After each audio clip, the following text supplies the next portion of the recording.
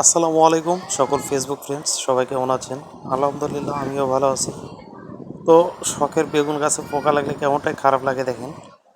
আমি কয়েকদিন স্প্রে করলাম, তারপরেও পোকা ছাড়ছিল না। তো পরবর্তীতে চিন্তা করলাম কী করা যায়। শখের বেগুন গাছ, একটা বেগুন ধরলেও খুব ভালো লাগে, মনে শান্তি লাগে। তাই পলিথিন পিছিয়ে রাখছিলাম, পলিথিনের মধ্যেই এগুলো বড় হচ্ছিল।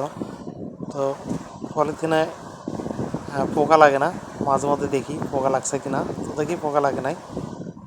এইভাবেই যাই হোক, ভালো লাগে দুই এক একটা বেগুন বড় হলে। তো রাখছি কয়েকদিন যাবৎ, পোকা লাগে নাই, দেখতেছি, তুলে তুলে খাচ্ছি। আর শখের করলা গাছ, বেশ কিছু করলা খাইছি, তারপরেও করলার বড় হচ্ছে। এই তো আর একটা গাছ, এটা তো বেশ কিছু বেগুন, আর সাথে পড়ে আছে অসংখ্য ফুল।